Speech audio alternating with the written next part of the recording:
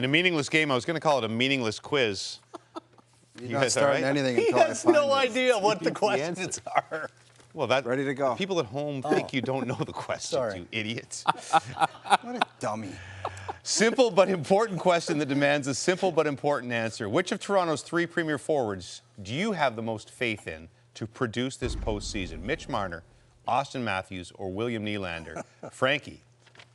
Mitch Marner, based on this season's performance by him. And it's crazy to say that in a contract year, this is the most free and unburdened that Mitch Marner has looked. Now up to 101 points on the season, was unbelievable when Austin Matthews was out of the lineup, led this group and still leads this group in so many ways. It feels like this is the year for Mitch Marner come playoff time. William Nylander for me. I mean, all 3 are exceptional choices here, but he's just got that swagger, right? He's got the game, he's got the mentality, and he has a calmness about him that you often need in the Stanley Cup playoffs, or it's Willie for me. Austin Matthews, I just think a guy that's 6'4" and is that skilled and that strong is sooner or later going to completely take over.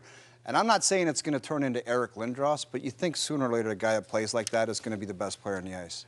Belief or make-belief with red-hot Anthony Stolarz between the pipes. Toronto starts every series with an edge in goal, or at least even, no matter what series, no matter what the opponent in the Eastern Conference. Is that true or false? Belief or make-belief? Oh.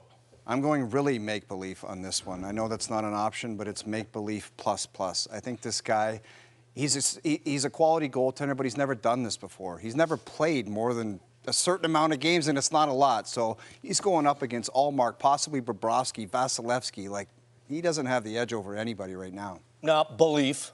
Look, I mean, it's based on numbers this season, and you guys know how hard I research and I do my homework. So I'm checking out Sports Logic.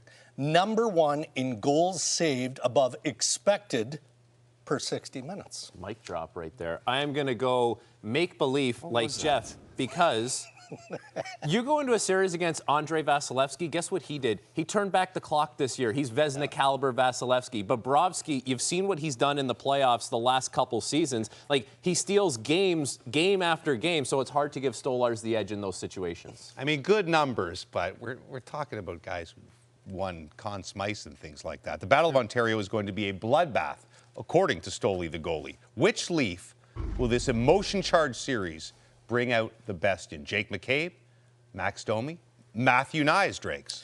I'm just playing a hunch and saying Max Domi here. Look, it is about opportunity, and Max will have that opportunity. And it feels like he's at his best when he's doing stuff like this. He's in it, right? There's the physicality component to his game. We know he can skate. He likes to move the puck. They'd like to shoot him more. There's opportunity for him. For me, it's Jake McCabe because he is comfortable in uncomfortable situations and he's good at being confrontational. And the Toronto Maple Leafs are going to see a lot of that from the likes of Brady Tkachuk, Tim Stützle come first round. Matthew Knies, I think he can be a monster, purposeful physicality where it's every time the defenseman, and it used to drive me nuts because every D when I was on the top line wanted to kill us, but then when the other guys would go into our end, the D were like, eh. So he has got to try to kill the opposition's defenseman. That's what every power forward does. We have a series we're going into with a ton of history. So which of these classic and rather violent Leafs sends playoff moments from some 2 decades ago more preposterous? Darcy Tucker instigating a fight with the entire Ottawa bench in 2004, or usually mild-mannered Morgan Riley cross-checking Ridley Gregg to the head for taking a slap shot into an empty net in 2024.